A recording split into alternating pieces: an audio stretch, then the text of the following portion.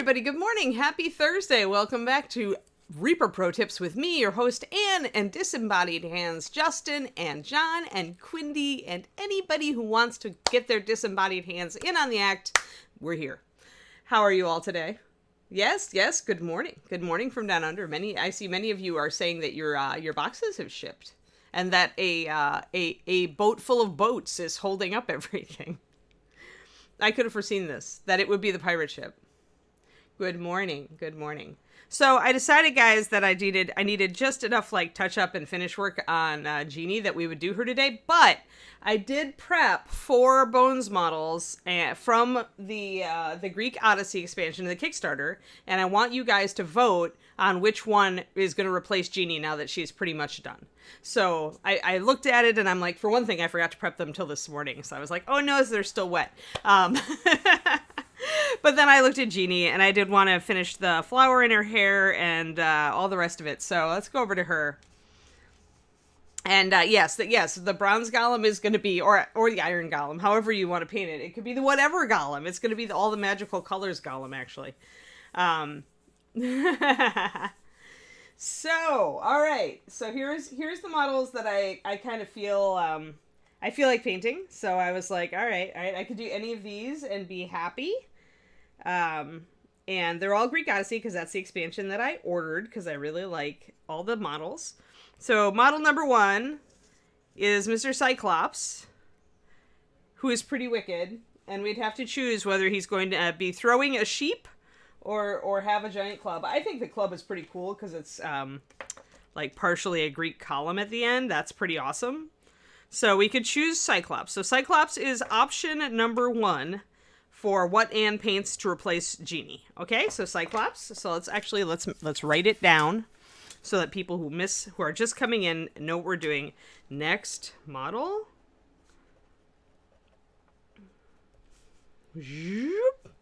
All right, Cyclops is number 1. Number 2. Just because we love Julie so much. I think this is a Julie. Julie, did you do the Hydra? They look like Julie Hydras to me. Number 2 is the Hydra. And this one is probably the least likely just because we've done a lot of scales already. I had to figure out how it goes together. Ah, there we go. Hydra goes on that way, and then it's got more heads. But it could still be fun with scale patterns and all that. So Hydra is next. Oh, yeah. Definitely have your kids help. So Hydra is next. And then the third model that we could do is Golem Guy. I'm not sure what kind of golem he is. If he's a bronze golem or if he could be painted as either a bronze or an iron or who knows, right? So giant golem dude who we will totally do in metallics. Metallics, verdigris, all sorts of crazy. We're going to do this guy in metallics for sure. So, Golem in metallics, quote unquote. He's a cool model. I'm looking forward to him. And finally, our final one is Mr. Centaur, who I think is really cool and it allows us to do some horsey patterns. So we could try a dapple gray, we could try, an Appaloosa or a Pinto or something fun like that to talk about horse colors, given he doesn't have a horse head, so we can't talk about painting horse heads, but we have a Pegasus for that later. But I really like him, he's way cool, and so he is our last option. Now, given if you choose one of these, we're probably going to get to all of them over the course of the next year, don't worry. I think the Centaur is great, too. I really like him. I really like the Golem. I really like all of these. I would be happy with any of these. Yeah. I'm not even going to choose colors for it yet, Valendar. Not taking input on colors on the Golem at all because we haven't chosen it to be the next model. After that, we'll think about it or I'll just go crazy. Mostly I was going to give you guys the option to choose between a red, yellow, blue scheme or a green, orange, purple scheme. And I can make either of those work with bronze. Or with iron. Doesn't matter. I think if I'm going to ask the Reaperites to put up a poll, actually. So Reaperites. Whoever wants to put up a poll, Quindy, I don't know if you can do that. But And I wanted to do this at the start of the stream while we still had a bunch of people watching. Since, you know, everybody tunes in just to watch everybody loading boxes. Yeah, so here are our choices. Which model should replace the Genie now that she's done? Which model should Amp paint next in the Genie slot? And meanwhile, I'm going to get some of my colors put together. We're going to use wet palette today, guys, because this is last minute touch-ups and final bits. And so the wet palette is fast when you're doing like your final basing bits and your touch-ups. The wet palette can be a good tool for speed. I'm glad, Elbavazin. Thank you. I'm super excited for Gollum too, HM. Don't like interpret. I would not have put a model up on here if I hadn't been super excited about it. And like things like the Hydra and the Cyclops allow me to use big brushes and move fast and try to block in very quickly. So those are models that I can start with my like kind of my new aim technique to go very, very fast. I thought I would start Gollum, probably sketch style, and Centaur might be sketch as well. So either way, I'm going to be doing something interesting to start out each of these. Something different than the usual. I just like the design. I mean, I'm pretty sure it's an Izzy design. It has that feel, right? So, okay, so the current poll is up. Let's leave it up for a few minutes while I mix up my colors. I need to do the leaves on the flower on top of her head. So I need my blue. That one. And I need my blue for touch-ups in general, which is ultramarine. And then I'm going to grab my yellow. And yeah, we're using wet palette today, like I said. Cyclops I'd probably paint in a darker skin tone. I was thinking of actually using a non-skin tone brown and playing with it, just to give you an idea. All right, those colors. I'm going to put these guys all back on their little perch. Get off, models. Get out of my way. I have to paint. I love you all, but we must paint. Sit, stay. All right, and then let's see here. So I'm going to mix my green for that. I need my desert sand and stone and my Osirian sand. Be sure to vote, everybody.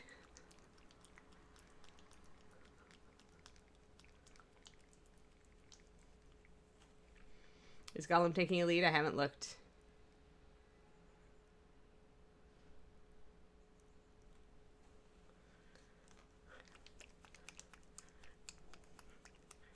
Gollum is cool. No question. No question at all. I will not blame you guys for choosing Gollum.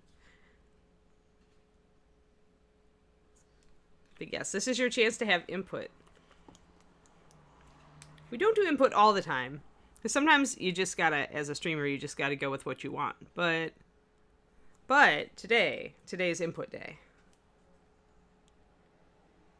I'm just getting a lot of my paint set up here on the wet palette while we vote. Somebody could still make a last minute run for it. How many people have voted? Oh, okay, I can see a summary. So if you haven't voted and you care,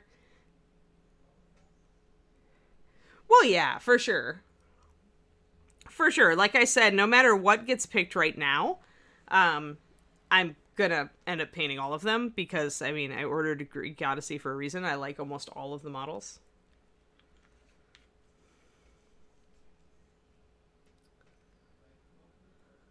Oh, yep. Yeah, Crows and Bones is a good idea for the Golden Fleece. Definitely. Cool.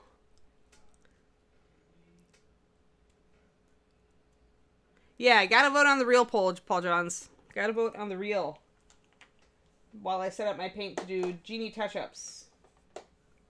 Genie touch-ups and a little bit of quick basing. Then Genie will be done and Ron can have her as his desk mascot, as he has been wanting.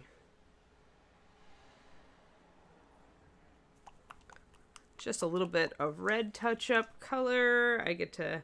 The nice thing about the wet palette is that it does let you just put a ton of tiny drops of colors out.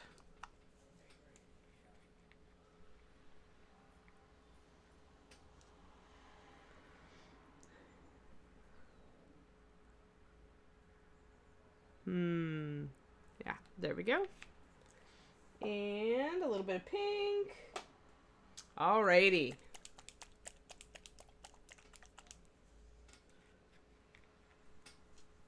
I don't think I'm going to magnetize it. I mean, the sheep is really entertaining, but I like the design of the club more. The other thing to look at is how well it balances out the model, so I'll have to put the club on him and see if I like the positioning. I may alter that. All right. So do we have it? When does the poll conclude, Quindy? Or are we going to leave it up for a bit? Because I'm just about ready to start painting.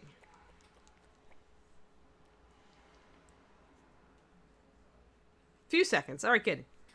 We are about ready to move forward. I'm using a lot of water in my wet palette today. A lot of.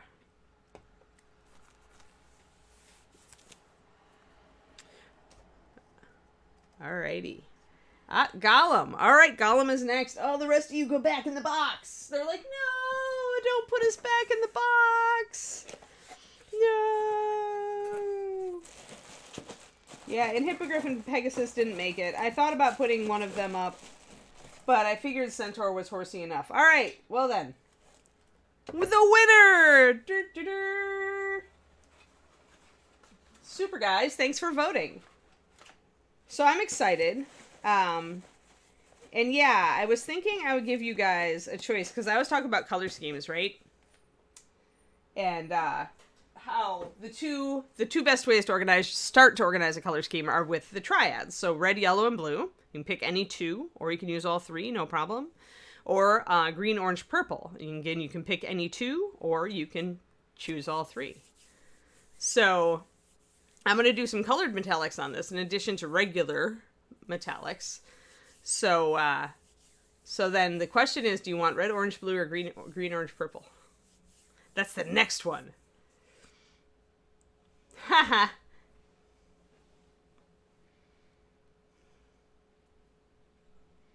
Green and orange is easy because then you just go copper and verdigris, right? But I'm thinking about metallic colors, so I think I am going to want at least 2 or 3 different colors of metallics, although one of them I may go black.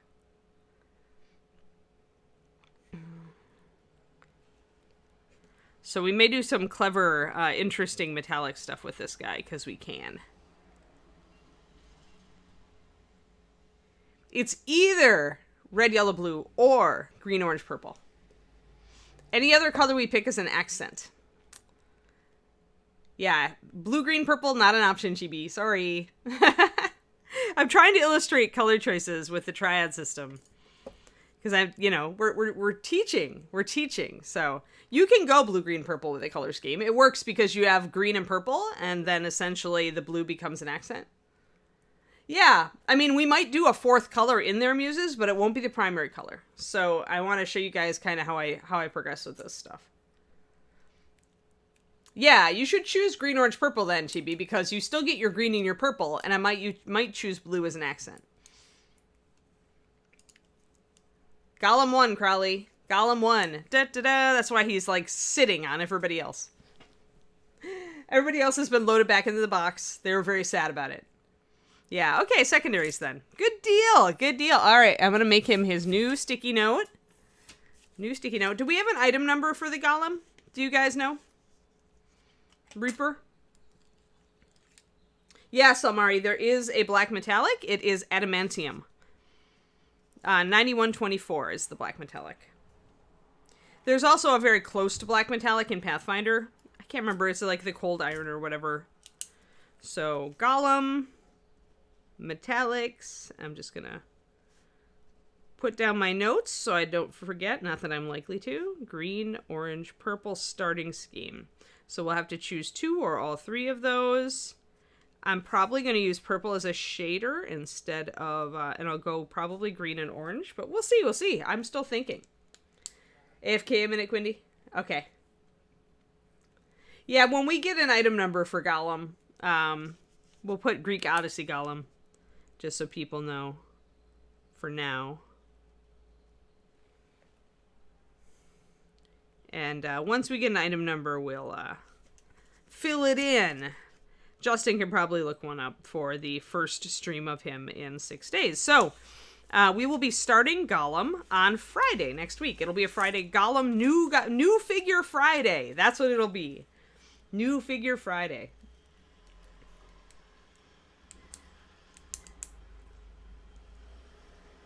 Black with green and orange is not similar to Dope, I don't think. The dwarf is actually purple and orange, technically. Or purple and yellow, depending on how gold you read the gold. And here I'm thinking, I don't know, I'm just going to go different. This is going to be very different. I'm going to be mixing and playing with a lot of different metallics. So when I say green, orange, purple, don't think it's just going to be like orange metallic or green metallic or both. It's going to be very different. We'll be doing things with it. That's what I'm trying to say. But yeah, we have a lot more details here. And a lot more fine work, filigree, stuff to pick out than the dwarf does. So we will have a lot on our plate for this one. No number yet. Yep. Yeah, that's what I figured, because it doesn't get a number typically until it gets released, so they might not have it. So for now, he will be Greek Odyssey Gollum on my sticky note. Yeah, there's no green on Dwarf Guy at all. There he is. He's officially on the shelf, guys. All right, let's get this genie done so that we can move over. And I may paint him. I may start him sketch style and then start playing with metallics. Da-da-da! Next model choice averted. Woo! All right. So we essentially started on our little sandy bits. So the sandy bits are coming along, but I want to do some touch-ups and general corrections. I've got some blorfs that didn't get corrected. So I want to fix those things before I send her to Ron. Yeah, it's True Metallics, Raisin. That's exactly. We're going to do True Metallics on that Gollum. That was one of the things that I said I was going to do. Let's get Genie up here.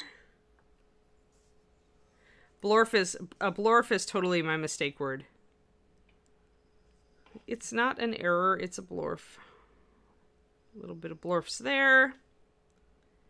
And as I mentioned earlier, but some of you may be just coming in, I am using a wet palette for this, for these corrections. And the reason is that although it can be harder if you're trying to blend, it often is harder if you're trying to blend, for quick corrections, it's very, very good.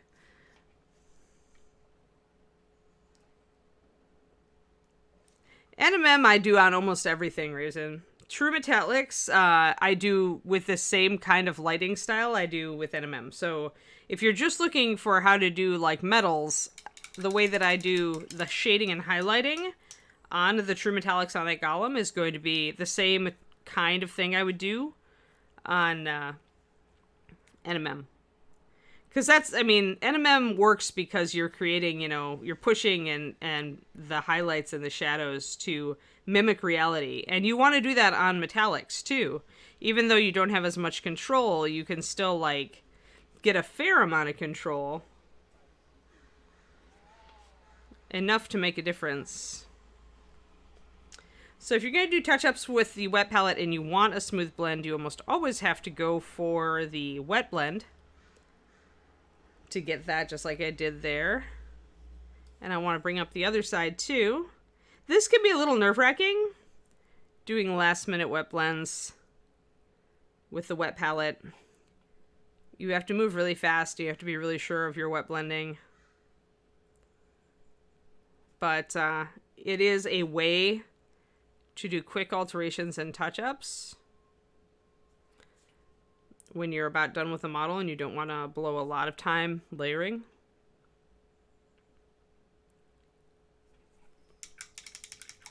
Want a little more light up there.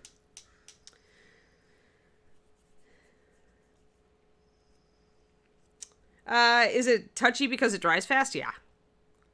I'm using a lot of water in my paint and that mitigates it, but it still is a little bit touchy, but I really wanted to get a bit more of a blend up here, so I can always glaze also to knock those down if I see brush strokes. Yes, I do on occasion use a wet palette. Today it is because I'm doing final touch-ups and corrections, and I find that a wet palette works very well for that because it enables fast painting and fast mixing. So it encourages you, you don't have to, essentially when you're doing touch-ups, sometimes you only need a tiny bit of a color. And because of that, it can be really annoying to use a well palette where you have to mix everything.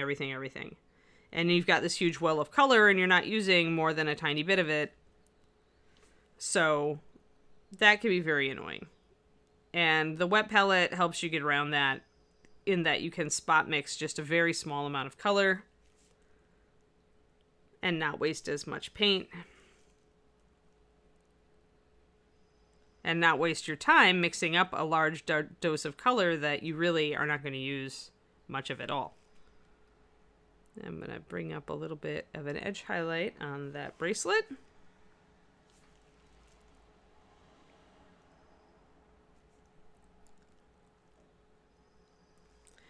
Yeah, I've used it in the past. I used it, I think when I set up Rock Troll.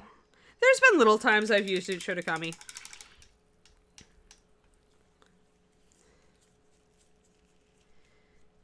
I used the wet palette when I was setting up Noli here. My new Nol bust.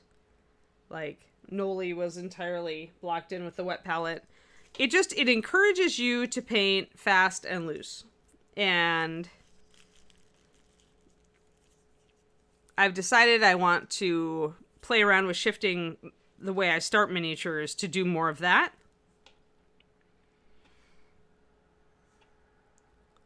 So I'm making myself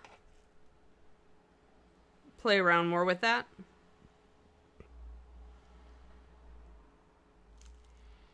Just doing a little bit of a quick glaze there.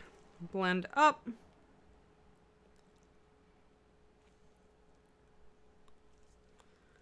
There. But yeah, I like it for quick. It's good for fast painting. It's always been good for fast painting. It's just that I never did a lot of fast painting. But now I'm kind of getting to a mindset where I've got a lot of models to paint and I love them all. And so in order for me to get more models done, I'm going to try switching up my style and doing a fast setup paint on things. Essentially taking the time out of the base coating time out of the equation. And doing a lot more blocking in, which is an approach I'm stealing directly from my boyfriend. It's what he does. And I like to have a very controlled, tight style, but the thing about the blocking in method with the wet palette is that even though it starts being very uncontrolled, you tighten it up after that. So there's still room for my micromanagement paint style.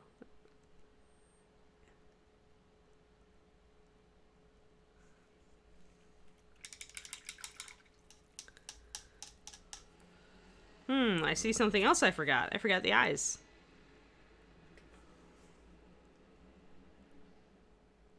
Boop. Forgot the eyes on my owls, guys. Ah! Blorf! Grab some water. Throw it on there. Blorfs can be easily averted with the quick addition of a brush full of water before the paint sets. The key is in noticing when you have blorfed so that you can immediately grab some water. So pay attention to your brush strokes.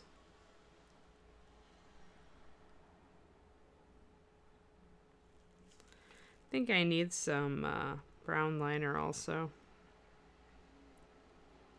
for touch-ups on stuff like this. Now notice that the thicker paint means I'm not actually able to get as fine a line. Like normally if I was using thinner paint and not on a wet palette, those eyes would have been no problem and there would have been no blorfs. But because I'm forced to use thicker paint on the wet palette, detail touch-ups can be not as ideal. Because normally it works a little better with thinner paint. So I'm going to grab some of my brown liner so I can do a touch-up. And I have a lot of water on this wet palette, and I'm still, like, I mean, it's floating on a layer of water. It's not even touching the sponge. David's like, you need to use more water. I'm like, if I use any more water, it will be overflowing onto my desk.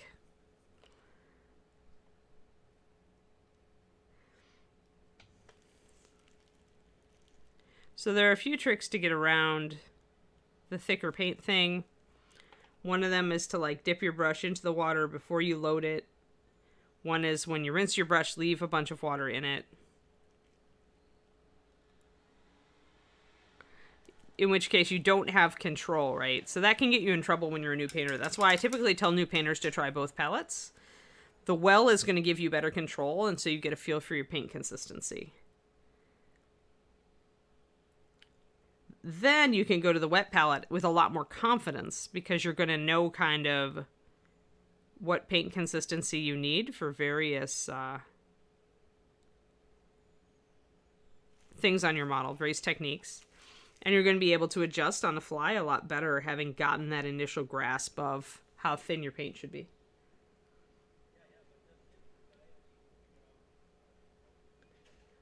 Oh, I painted her hair with a dark gray. Everything came in, like, everything's been base coated, although a little bit of rub off happened down here. Hello, Lady Nim. Thank you. Paint's always separate if you put too much water in the palette, Varl. Interesting.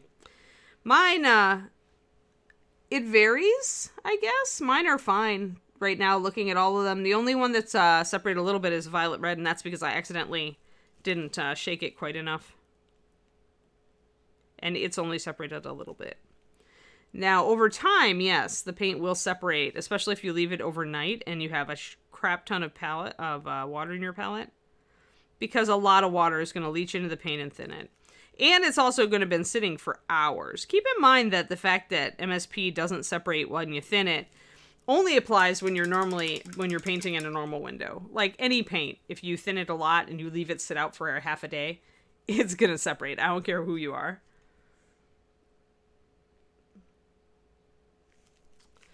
Dan, I use it here and there. I just, normally it frustrates me. However, this is, for quick touch-ups like this, I like it. Also want to bring up the fact that I normally don't use MSP on the wet palette, but I am today because touch-ups. But yeah, I've used it before, Dan. I'd use it when I want speed. That is, in my mind, where the wet palette shines.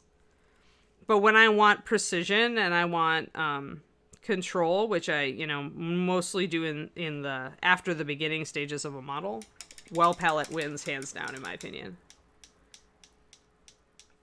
Yeah, you're not ever going to see me use a airbrush on stream or shadow. There are so many people who are better at it than I am. And you don't need me. You've got Lovejoy with House of X. You've got Michael Proctor. You've got those guys who are total pros with the airbrush. And you should listen to them, not me.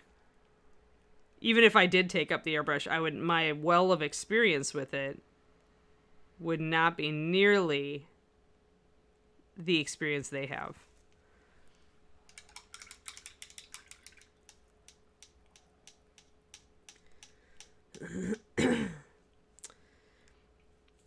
Yeah, for my well palette, I just put extra water in the wells and then put saran wrap over the top. Rhonda uses a damp sponge, which would be like the wet cardboard Alcos would be the same kind of thing. Just putting a damp surface over the top. This wet palette is actually pretty cool. I got it with, what was it? It was, dang it. I forget. It was a Kickstarter, dang it. I got it with a Kickstarter. Mib and the Limbo one. But it's like green. And it has a white sponge, which I like, because then I can see the colors. So that's my wet palette. And it also is It fits nicely. It's about the same size as my normal well palette. Yeah, wet palette can also be good for wet blending until your paint gets too thin. Then you can get a little frustrated. Let's see here. We want eyeballs, and we want violet eyeballs. Red violet eyeballs.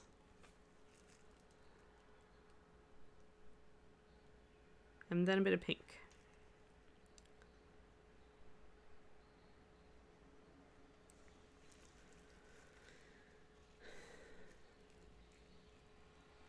Yep, Raisin, that's exactly it. If you're looking to paint fast, the wet palette is a great tool.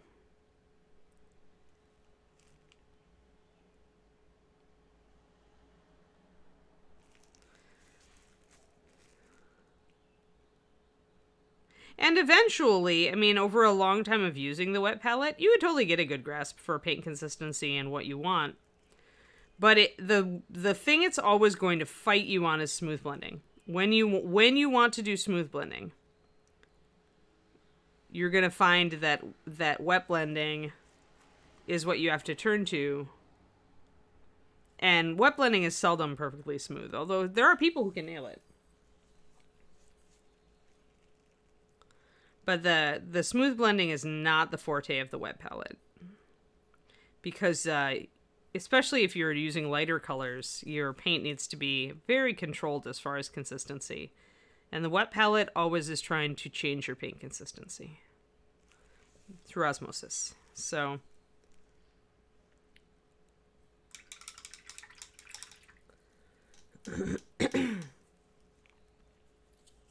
yeah, it's Friday evening. Yes, Friday Eve. Yeah, I'm gonna have to work all weekend.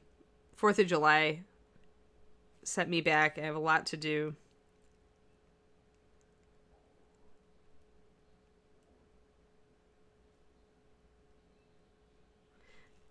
That's the thing when, like, you're self-employed.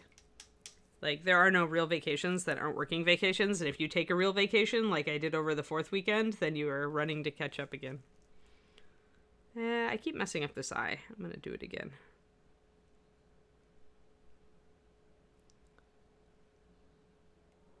And again, that's a lack of precision.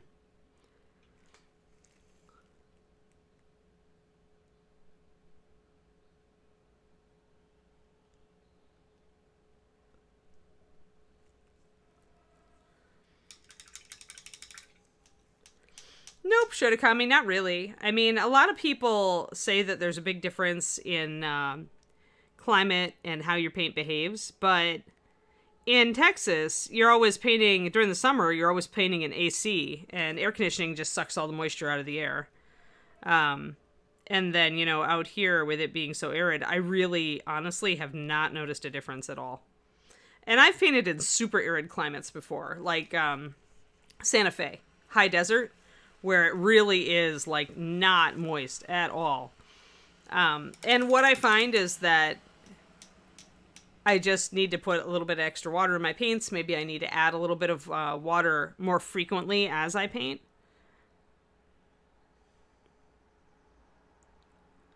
But those are pretty easy adjustments. Once you are used to just keeping an eye on your paint consistency and you notice, like, being mindful of what's happening while you paint is the best tool you can get, like, cultivate. Because if you really pay attention while you're painting, you're going to notice when your paint starts getting maybe a little too thin, a little too thick, depending on what palette you're using. You know, my paint's drying out in the palette a little bit. I need to add some water. You know, so when you've got that, you tend to kind of fall back to doing it automatically. Like, at this point, I notice if my paint in the well palette is drying out, and I just add water. And I don't really notice if that's 15 minutes in or the normal 45 minutes to an hour in. I also do very deep paint wells at this point. Like, I always tell people, if you're having problems with a well palette, use more paint in it. Use more paint in the wells.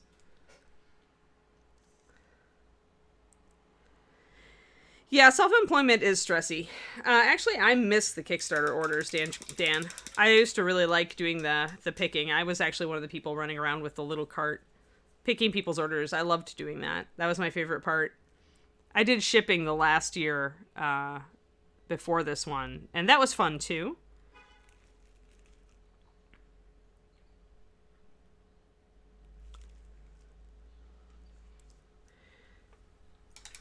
But yeah, I do like many things about self-employment, but it definitely is, you got to know what you're getting in for. Like, your time is not sacred. Like, your off time is not sacred. Like, if you're behind, you might not get a weekend. You know, it's that kind of thing. So it encourages you to be very good with time management.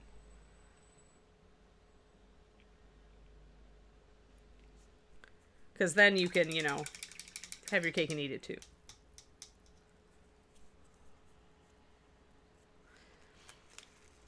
But yeah, essentially, guys, when you're moving, if you're trying to paint in a climate that's a lot more arid than the one you're used to, just use a bit more paint and water if you're using a well palette. And maybe use a bit more water in your wet palette if you're using a wet palette. I'm not sure because I haven't had great experiences with wet palettes in arid climates because the paint already tends to be thicker than I want it. So I actually have a better experience painting with my well palette in drier environments where I may have to add water a little more often, but I can still get my paint to the consistency I wanted and it still stays there for at least 15, 20 minutes. So you just have to adapt a little bit faster.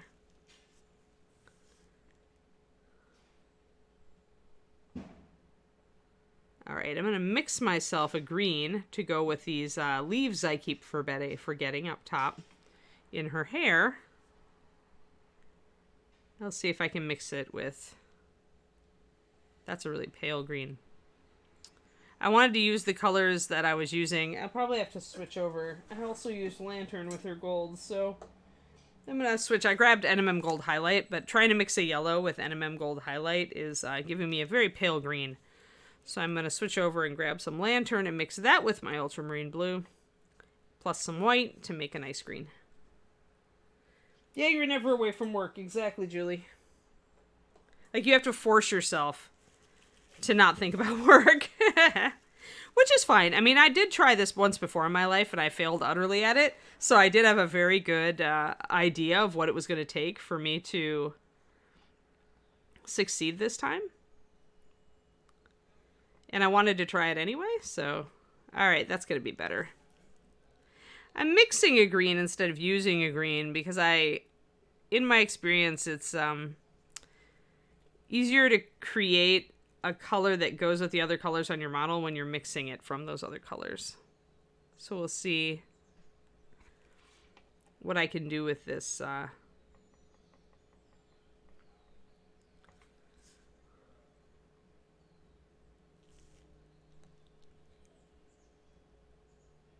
So rather than reach for a different green, a totally different green, and introduce a totally new color onto the model,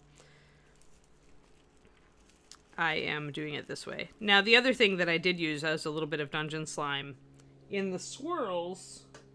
So Dungeon Slime, then, is a fair color for me to use. Dungeon Slime, everybody's favorite. The flower color is red-violet plus... or violet red, sorry. 9026. That raspberry color is 9026 plus white. And I did use, I think, some runic glow to highlight it here and there.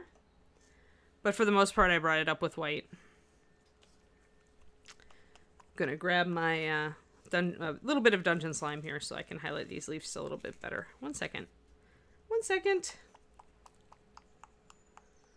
Yeah, 107 degrees for sure. But yeah, I mean, whenever you shift climates or, it's the amount of water in your paint that's usually going to be affected, and it's the evaporation rate, right? So you just have to be ready for that. Like, and the well palette lets you deal with that a little bit better, in my experience. Here we go, wrapping up little Genie. Let's get that leaf. I'm going to grab some of this Dungeony slime. Slimy dungeon.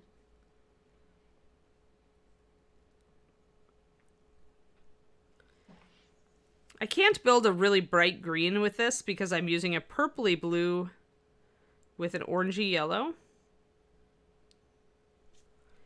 And that is never going to give you a saturated green. The best greens are built with greeny blues and greeny yellows. And sometimes green pigment outright.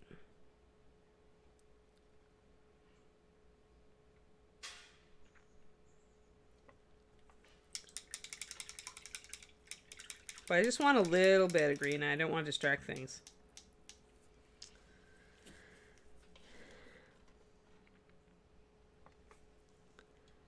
But yeah. Being self-employed is a juggle, but I really like the freedom to be able to get, things done without having to take time off work. Reaper was very flexible with all of that, and I'm very grateful to them, especially when I was doing all my surgeries. But I do like having a lot of flexibility. And when we get a new dog, it certainly helped when Kiri was sick, the last parts of Kiri. Being able to have flexibility with that was very good. And when we get a new puppy, it'll be nice to have that flexibility also.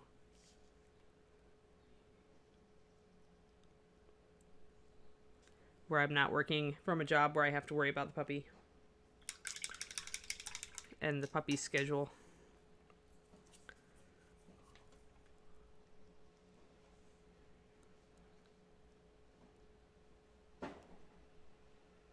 But yeah, freelancing can be a challenge. It can totally, it definitely challenges your schedule building abilities.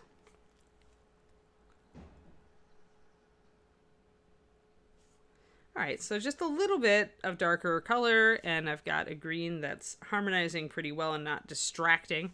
If I'd used a very bright green here, it would have been a mistake, because it really would have drawn the eye because it's unusual. Here, at least, I can have that green up here, and the highlights are the same color as the green swirls down here. So, you know what? I think I do need a bigger piece of bubble wrap, though, so hold on while I grab one. I feel like I've got not a great grip, but now I've got a good grip. It's very difficult, Dragon. I mean, what I did is I decided to go the way of Patreon. And there are other ways to do it for sure. A lot of friends of mine have built freelance careers off of eBay and becoming essentially a painting studio. It all depends on like what you're trying to do. But I mean, first you've got to figure out like how much money you absolutely need to live per month. And like then figure out like what sort of strategies you can use to hit that number. And then hopefully exceed that number so that you can actually save for retirement. Never underestimate that. Before I did it, I saved up 6 months worth of expenses. So that if something happened, I would have 6 months to find a real job. I would still be able to pay all my bills. But other than that, you've got to lay out exactly what you need to do each month. You have to be consistent about showing up for work. And it's, you are your own boss and your boss is a jerk. If you don't do the work, you don't get paid. It's that easy. It can be very high pressure. So if you don't like work stress, like if you think that freelancing is going to be less stressful than your real job, think again. Because chances are you're not, you may experience lower income than your previous job. So that could be stressful. I tried it out a long time ago, Dragon, and as I said, I failed utterly at it. Like, I just was not prepared for how much of a schedule and how much stress and how much I would have to hustle to try to find commissions and stuff like that. That's why this time I decided to see if I could make it work with Patreon. Patreon and other platforms like it give you at least a monthly paycheck you can depend on, which is a real game changer. As long as you keep up to date with it and you do the work. It does take a long time to build up a following on Patreon. I was at it a year, I think, before I moved. And even then, like, I have other income streams. Like, as a freelancer, multiple income streams are your friend. Very little now, Krios. In fact, that's why I've kind of been lowering my Twitch time, my own individual Twitch time on my channel. Because it's not really giving me very much, and I almost feel like it would be more useful time if I put it toward coaching Patreon commissions, getting commissions done faster, for example. You also, Dragon, want to figure out what you really enjoy doing. Like, what is it about the freelance life that attracts you, and what don't you like about it? And consider outsourcing or avoiding the stuff that you really hate, if you can. And if you can't, then question why you want to freelance. Oh, nice, Quindy. No, you're fine. We're talking about the perils of freelancing, because somebody asked. If you're looking, I don't know, you didn't mention, Dragon, if you were looking to make a career as a miniature painter, or if you're trying to make a career as a 2D artist in a different field. And that makes a big difference, I think.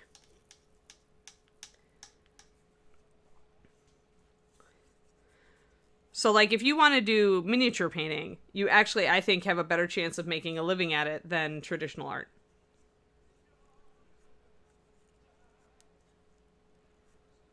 The best thing to do, guys, if you want to try out self-employment, is to get a side gig.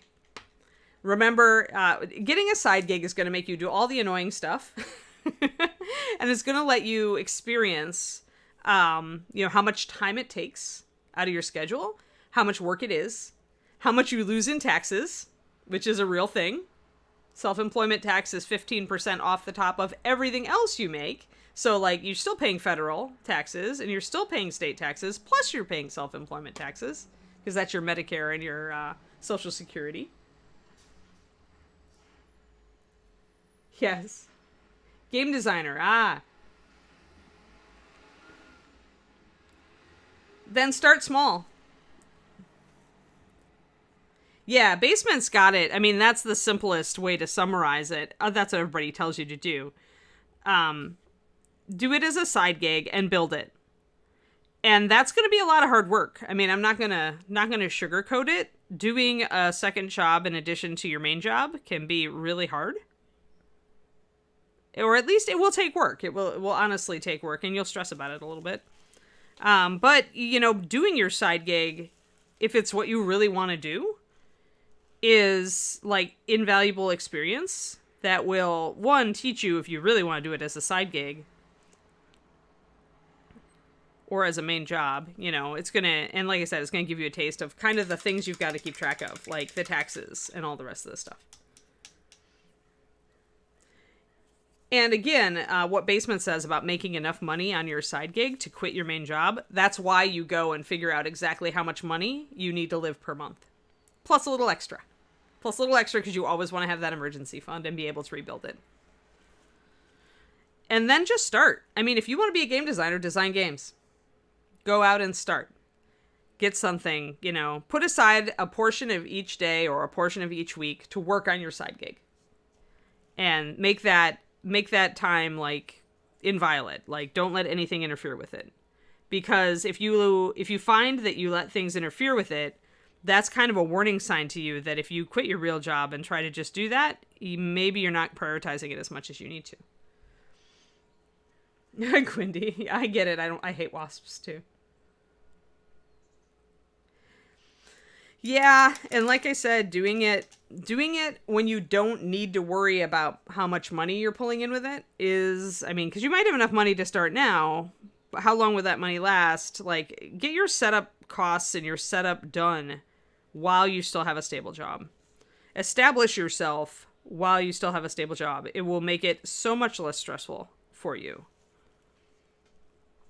I was doing my Patreon while I was still at Reaper. And yes, it took a lot of extra time. It helped that I was living alone at the time and didn't really have a lot else going on.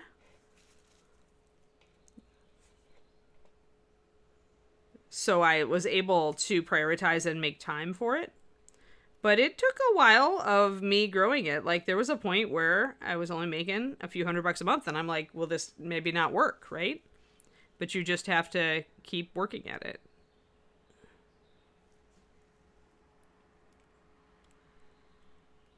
It's not impossible to try. I mean, you can start out as a side gig. Like, really, I tell people miniature painting is hard to make work as a full-time job, but it's very easy and very, very good job to work as a side gig.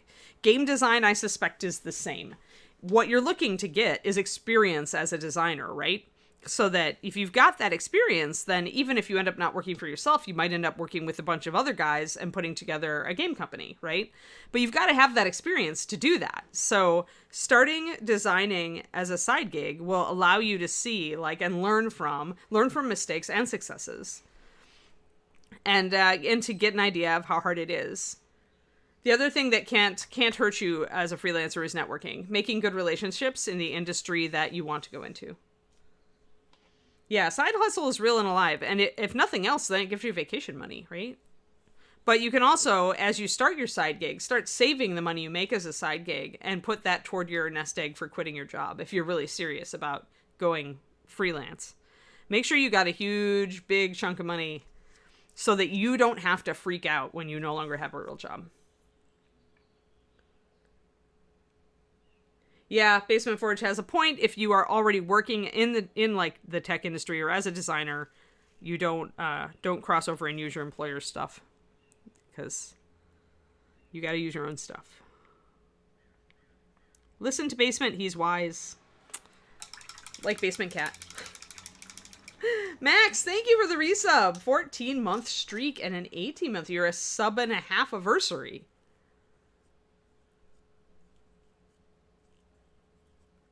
Yeah, Zero. No, those are all great things. You can't just start competing with your employer. Right. No, these are all good things to, I mean, there is no wet blanket, guys. These are actual perils of self-employment, right? When you're trying to, like, get independent in an industry you already work in. So totally fair. Bring all this stuff up. Just adding some swirlies over here, guys. If you remember, I wanted to bring the white in her hair up a little bit more.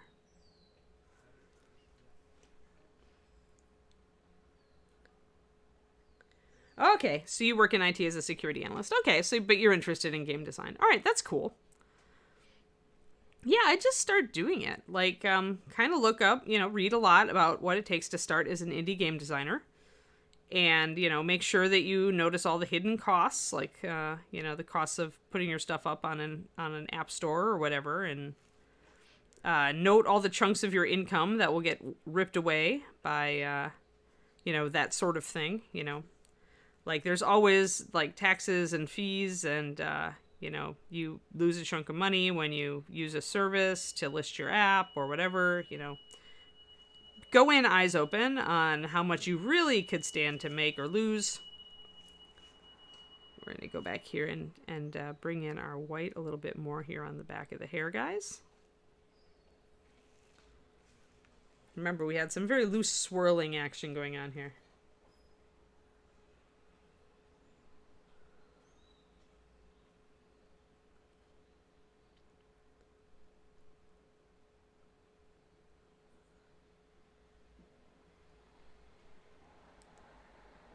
See, that's ridiculous. I don't think that's enforceable, Zubo. They can't, nobody owns what you do on your own time. I think that's very, of course, then though you get into the whole, are they going to try to sue you over it, right? But I don't know about that. I'm not a lawyer, so. Yeah.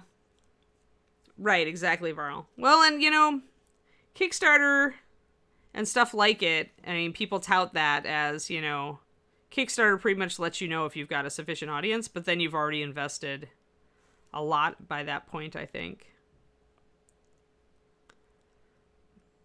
But yes, figuring out if people are interested in what you have to offer is definitely the hard part, right? Because the answer might be no. You might need to go back to the drawing board.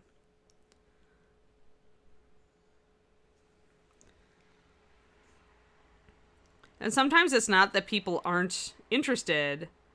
It might be that that enough people aren't interested, right?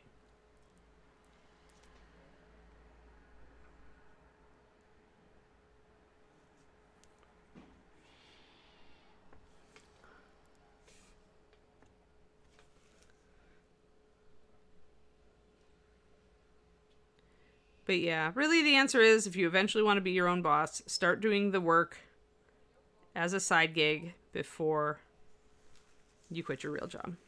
The rule that they taught me at my writing, I went to a professional grade writing workshop many years ago. And the rule that they used was you need to be making at least as much as your real job, or at least as much as you need to survive, for at least 2 years on your side gig before you quit your real job. And in this case, side gig would be writing. So if I was publishing my novels and I wanted to quit a real job, I would need to be making at least as much as I needed to comfortably live for at least 2 years before I quit the other job.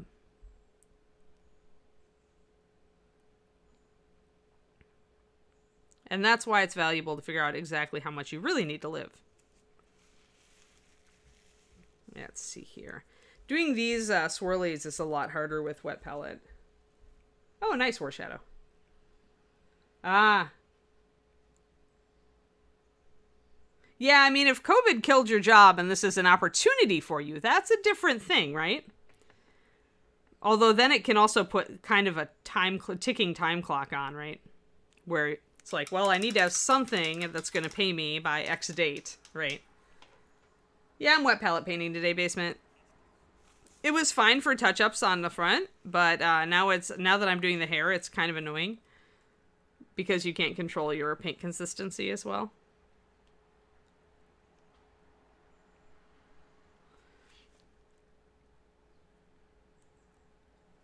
So we'll see. We'll see if I end up having to work at it a little bit, make it a little bit nicer after I play with it on stream. Might need to do the real thing.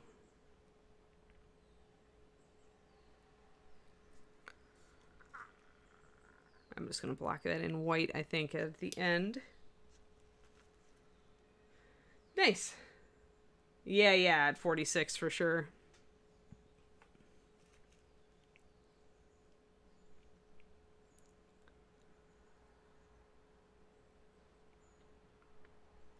I mean, change is scary no matter what part of your life you're at. But there are definitely like more and less scary times to look at things.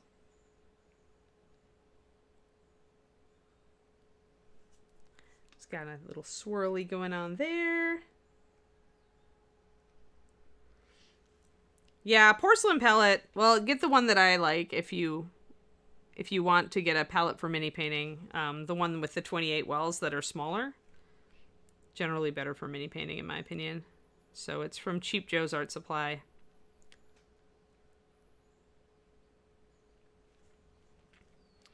And the smaller wells are really useful because you don't have to use as much paint and water to get your paint to stay at the right consistency. And we're getting those little strandy things in there. More strandy things.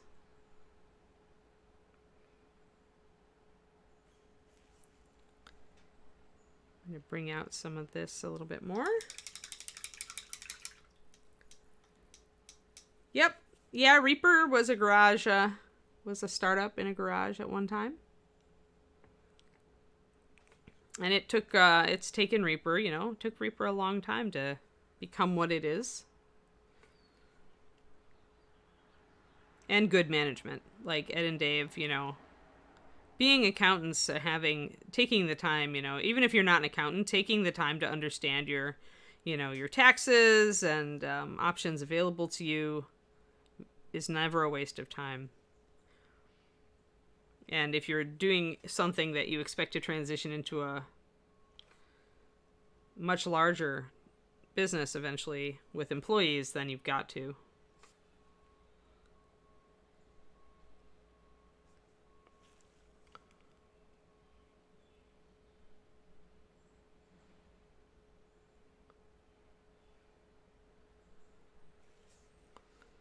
Here we go. Got swirly, more swirlies. I think our swirlies there are now pretty good.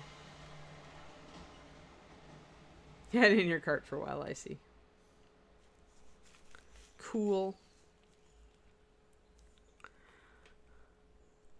Yeah, it takes time. It takes time to get good at stuff. It takes time to figure stuff out. The hardest part is overcoming your initial fear and inertia and just taking the steps to get there, taking the steps toward it. That's why it's always worth breaking it down into little steps. For me, when I hit the go button on the Patreon, that was a huge, that was really stressful. It's like, oh, now it's on. Now I've gotta do it. I've gotta follow through. I can't just think about it anymore. This is it. It's gonna work or it's not, right? That's always harrowing. But you're never gonna know if you can succeed at it if you don't start.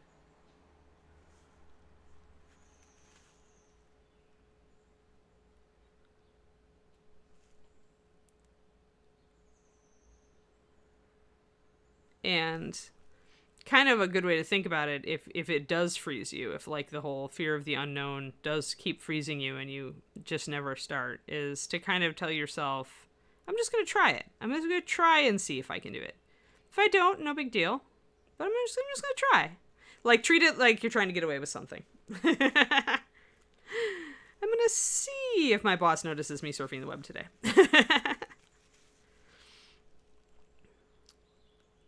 Not that I would ever tell anybody to do that. But, so kind of take the pressure off of yourself. Instead of treating it like the big, oh my God, it's got to work or it's not going to work. Kind of go, I'm just going to see. I'm just going to see how it happens or what happens and how well I do. And even if you fail, as I did my first time trying freelance, you learn a lot about yourself and about the business and whether it suits you. Whether you feel like with a bit more preparation or now that you have a bit more knowledge, you could make a better go at it. And the biggest thing is probably not to give up. Today, D&D with Dad, I am using my big brush. So it's a number 1 Raphael 8408 series. It's quite large. So there's my thumb. And the reason I'm using a bigger one here is because I was using thicker paint. Bigger brushes generally work a little bit better with thicker paint. Thinner brushes have issues with thick paint. Since I knew that I was working on my wet palette today and I'd be working with thicker paint, relatively speaking, I normally work very thin when I'm on my well palette, I judged that a bigger brush would give me less headaches.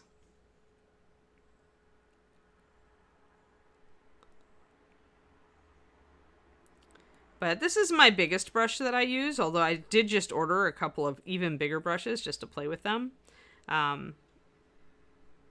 When I'm working on smaller models or with thinner paint, I tend to use a much smaller one. Here's my brush size selection. I've gone over this recently, but it never hurts to go through it again.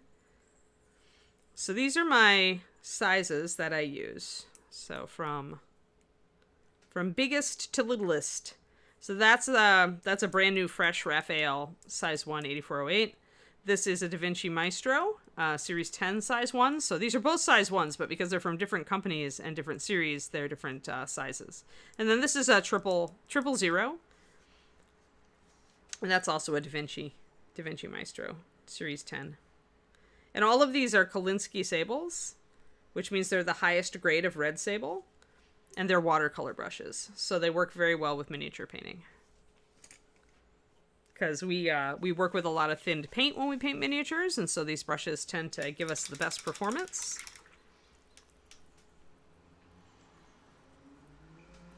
Yeah, for sure, D&D with Dad. That's it. You do, right? And he's absolutely correct. If you never try, you never know. I would not... When I started my Patreon over 2 years ago, I just, there was no telling where I was going to end up. I had no idea at that point. And now I'm here.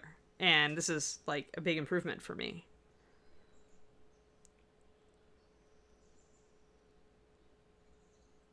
And I would never have gotten here if I hadn't tried.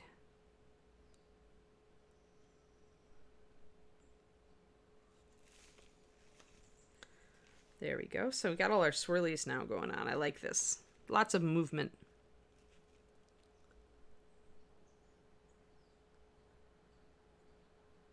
So yeah, if you are thinking of side gigging or you are thinking of going freelance, do try it out part-time so you can get an idea of what you're getting into. And so you can take the pressure off of yourself for the first bit, because you're going to be learning a lot. Like when you go and try a freelance life, even if you're still working your real job, you're going to learn a lot. You're going to be, it's a heavy learning curve at first. And taking the pressure off of yourself, because it'll just be a side thing, right? You don't have to worry too hard, is very valuable. It gives you a little bit of an opportunity to breathe easier and try things out.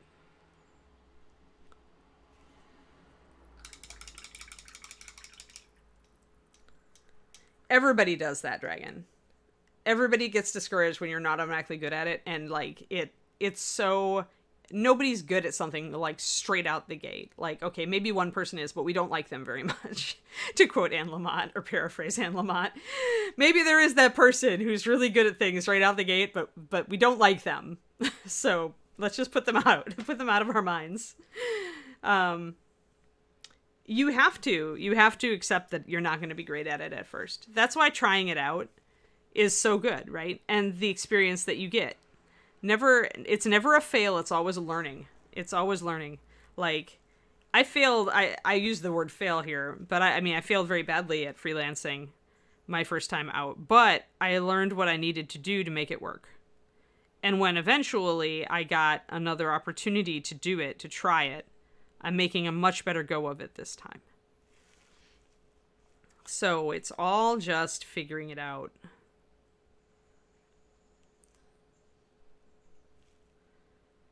And like I said, find like your peers. Find other people who are trying to be, or who are being successful maybe at a level just a little bit ahead of yours as game designers, and befriend them. Ask them for advice. Ask them like, what's the biggest thing they learned not to do? Instead of asking like, you know, just what do you do that works? It's like, what did you do that didn't work? That's a great question.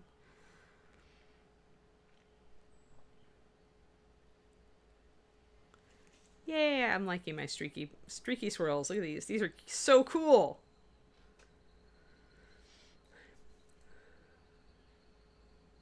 Yeah, Basement raises a very good point also, is that as a freelancer, not all your time will be spent in design. A lot of your time is going to be spent on the business end.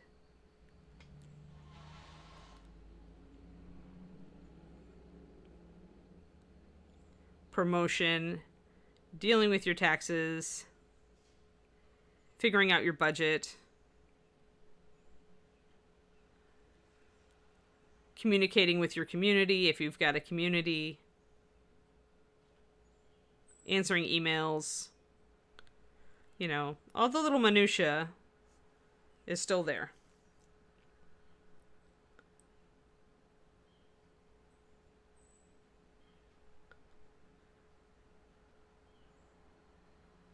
Yeah, it works here. It works on this hair because it is sculpted like clouds. It's just big wavies.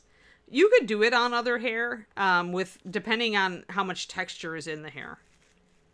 But you could certainly do the colors on any other hair.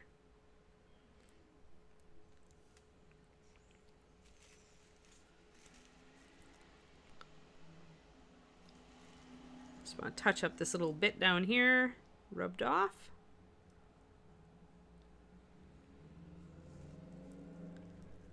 But yeah, man, I mean, all this is applicable not just to freelancing, but to trying, you know, to get better at mini painting too, right? You got to put in a little bit of time, talk to people in the community who are maybe a little bit ahead of you on what worked and what didn't for them. You know, spend time just experimenting. Don't treat it like a failure if something doesn't turn out. Treat it as, you know, hey, I learned something here. How could I change this next time? You know, all these things are totally applicable to painting as well. A lot of this is the advice I give people.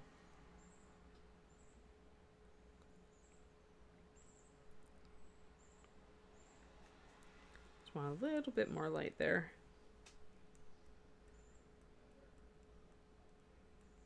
Yeah, and sometimes, you know, when you've got that dichotomy, sometimes it's a thing where you can hire somebody else to do it for you, right? But then you have to, you know, allocate the money to that, the resources to that too.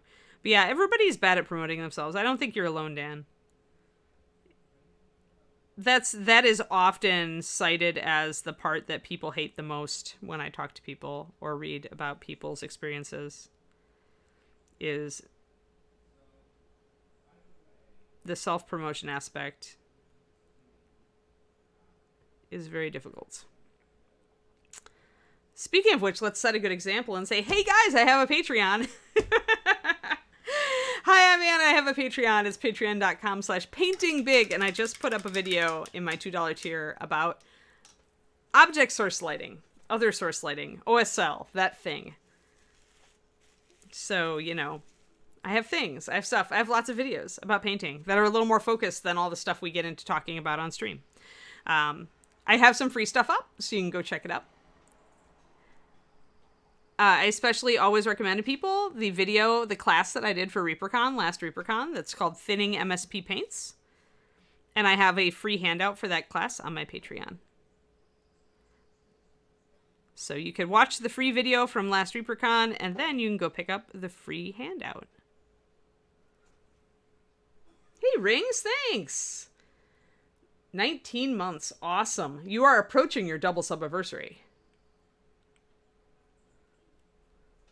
Yes, thank you for everybody who's already a patron. Yeah, and thank you, Quindy, for the link to the Thinning MSP Paints. Yes. I've tried to make it very, very valuable, even for you $2 people. And the $5 people, though, I think is the great level, because that's, you get all the paint rundowns in that one. But yes. Thank you, everybody. And today actually is Thursday, so I will also mention my Twitch. I'll be on this afternoon, somewhere between 2 and 2:30, on twitch.tv/paintingbig. Well, maybe we'll work on Noel. We'll probably work a bit more on Noel. I'll do more blocking in on Ms. Noel, because all that zenith is still there to be blocked in.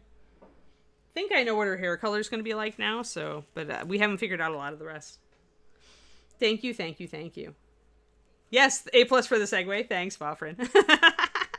Well, I realized, you know, that's the thing, okay? That's the thing about giving people advice, is that then you feel kind of guilty if you don't do it. So you feel like kind of a cad. So yes, there we go. There's my shout out for myself. Woohoo! But yeah, thank you, everybody. So many of you are directly responsible for keeping me, like, going on this, okay? Like, I cannot even tell you how big my heart is with appreciation of all of you, all right?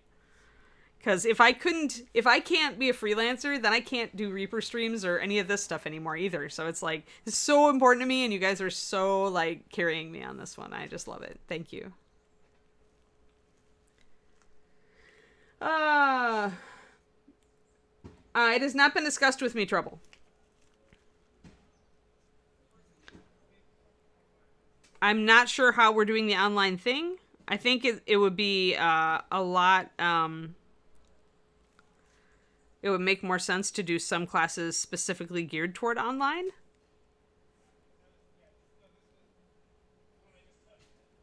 But I don't know how Reaper's going to do it. Haha, Dan.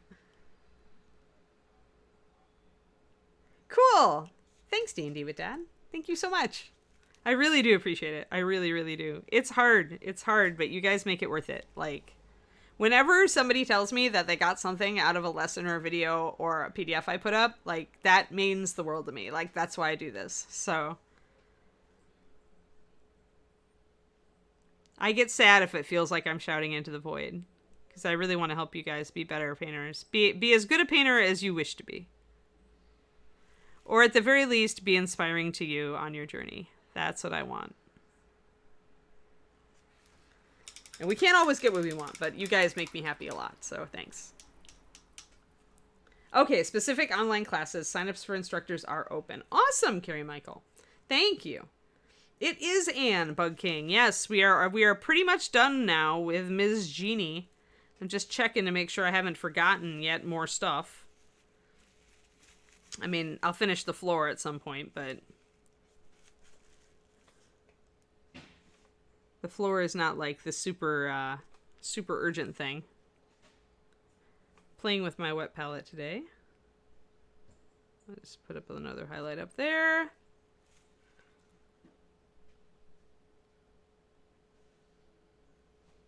There. Yay!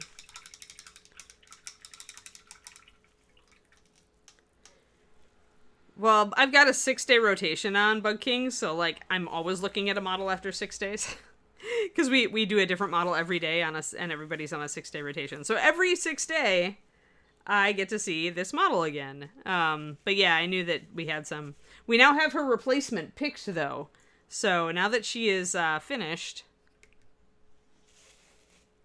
except for the basing that I'll do privately, now that she is finished, now it is time. It is time for the golem. Yeah, good luck, Dragon. Sweet. Yeah, always feel free to ask questions, Dragon. You're always welcome. Whenever you need inspiration, we can give you that. So, yep, Genie turned out well. I'm very happy. I'm still going to touch up. There's still a couple of touch-ups that have rubbed off there, but next time we're working on this dude. I take over next, he says. He totally wants to be very, very, very metallic. So, all the metal. It's past time to stretch. At this point, Cranston, I'm stretching after this stream. If it goes this late, I'm just like, I've got 10 minutes. He's gonna be a like metal golem, but I don't know what, I mean, people want a green, orange, purple, so probably he will be kind of bronzy in places, but we'll have to figure it out. This is gonna be an exciting project. And it's gonna be difficult to figure out where to start. Like, I almost have to start with the head or the chest and go out. Figure out what things are. I also need to hit all these mold lines before the next stream when we start him. All right, let's get some of this dungeon slime and touch up a few of these little stipples.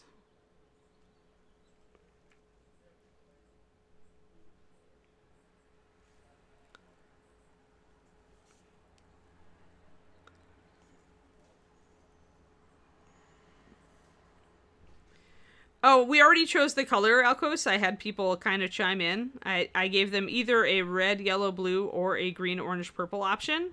And I may end up only using a couple of those colors. But people generally chose the green, orange, purple option. So we will be doing something based around that. But like I said, I may use a lot of black metallic and other stuff. Also. And some traditional silvers. I want to do a lot of shaded metallic in different colors. I do know that. Sweet, Lando. Awesome. Glad you got your order.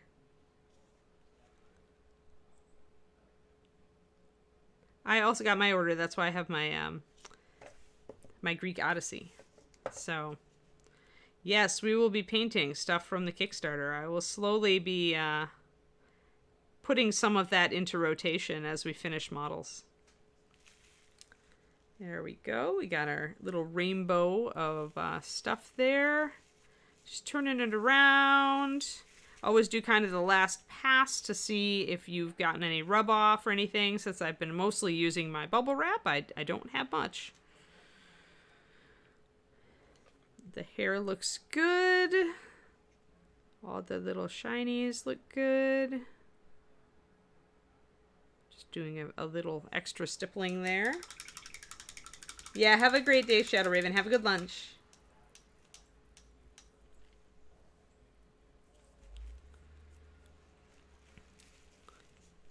Yeah, it's exciting that the Kickstarter shipped. And people are finally getting their stuff.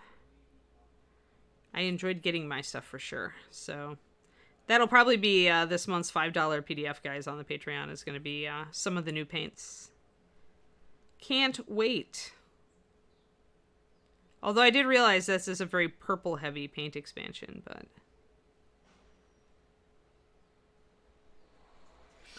little bits of green.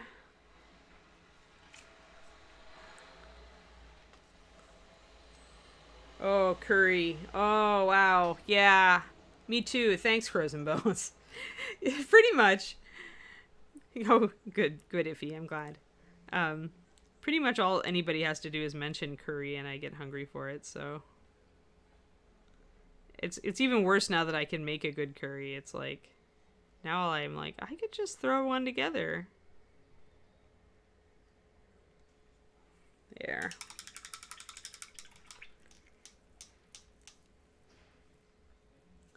I don't, Varl, I normally don't find that necessary to seal. If I'm going to ship it or it's going to be going to a company, then I will normally put a coat of brush-on sealer, Reaper brush-on sealer on it. I like the brush-on sealers a little better than the spray sealers, especially now that the only spray sealer I ever used was Tester's Dull Coat, and now that that's kind of changed or become something different, I don't know if I trust it as much as I trusted the old product. I haven't tried it, so I still have a can of Dull Coat sitting around. Got to put a shadow underneath our lamp, guys, or it won't look like it's really there. Oh, nice. Natural grocery store with curry counter. That sounds awesome. I wish.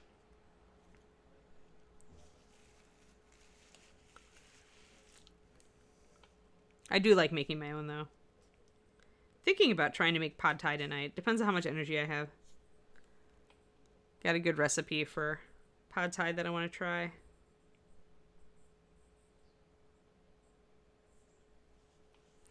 Little bit of a shadow there.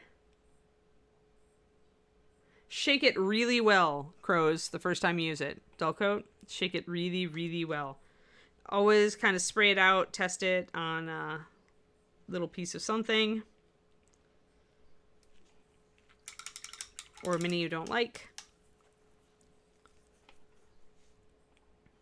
And then you should be fine. It's pretty dependable.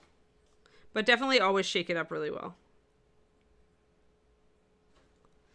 And you want thin coats of it, typically. And don't put too many coats on it. If you put a lot of coats of Dull Coat onto a model, you'll start to lose the dullness, because it's setting up a micro texture when that's what makes it dull. And so when you fill that in, you get shine back, essentially.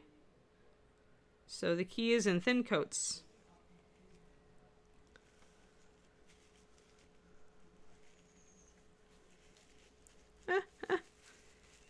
Dan, not even conscious. I just unconsciously pun at this point. David takes extreme pun damage, and so he is very he gives me the David glare when I pun. So I mostly at this point, if I pun, it's unintentional, as unless I'm trying to damage David, but you know, most of the time I'm not. So I'm afraid that I unintentionally pun. I blame John Bono.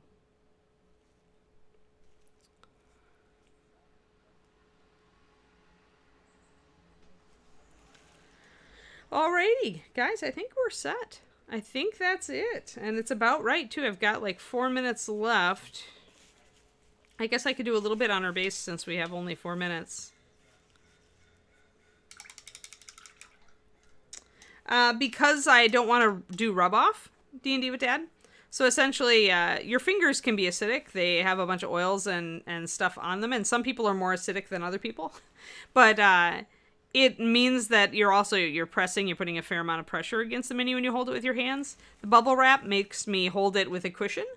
And this is completely non-abrasive surface. The plastic is not abrasive at all, 0.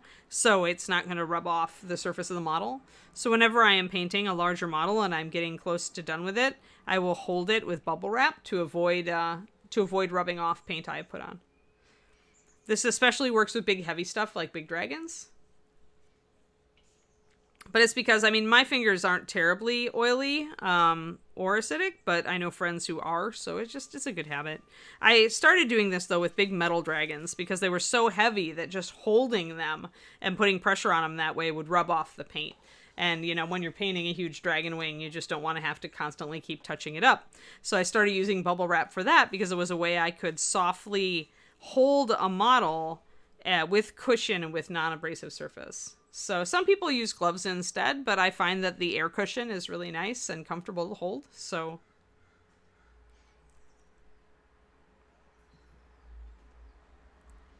Yeah, if you are afraid to rub things off, it's just, I mean, it also makes a very comfortable holder, right? Because it's got, the air has mass to it, and it's like, you can curve it gently around things very easily to get a comfortable hold on a model. So I like that about it too. It lets me hold the model like I do like I would optimally for a very comfortable hold. Since, you know, when you try to put a model on a big block, sometimes it's just a little bit awkward. It's not the same position you'd normally hold a model into paint because you're trying to hold the block and then you're trying to paint up here. So this lets me hold the model like I normally would for painting, but without worry. Yeah, I kind of think I invented this, but I don't know. I know I made it up, but somebody else could do it too. I think it's just, for me, really convenient, and it works, so I do it.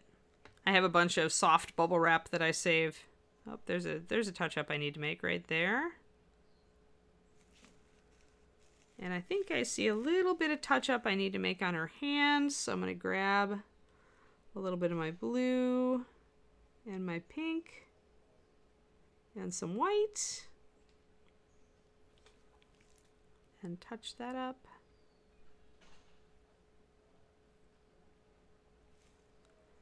Yep, last little bits of touch up. Rawr. Yeah, they are chonky. Those dragons are chonky. Many of them are. With most metal models, Dogfather, I'll use a block. If it's a 28mm, I can use a block. Because then I can just hold the block and I can still rest my hand like I would normally. You see? But with a big model, if I was holding a block, I would be holding the model way down here and my hand would have to stretch to get up. And so that's not comfortable. So I find this to be more comfortable. So yeah, for small metal models, I think the blocks or the holders are just fine. But when you get to big, then I think it's more of a factor. All right, I think we are good, guys. This is about when we started. What we did today, we did a lot of touch-ups. We talked about freelancing, and we talked about wet palettes and well palettes and painting in arid conditions. We talked a little bit about just the touching up. We talked about bubble wrap holders. We talked about how, you know, it can be hard to keep your paint at a good consistency on the wet palette and, you know, tactics for dealing with arid climates on the well palette.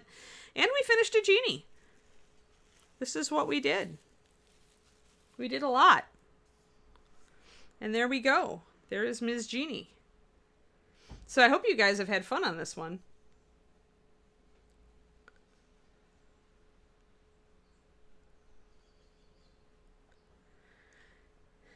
Yeah, Colorado for sure. Anywhere in the mountains. Alrighty, guys. There we are. Crafty Creative is later, and next time we are in this rotation, we will be starting on Ye Olde Gollum.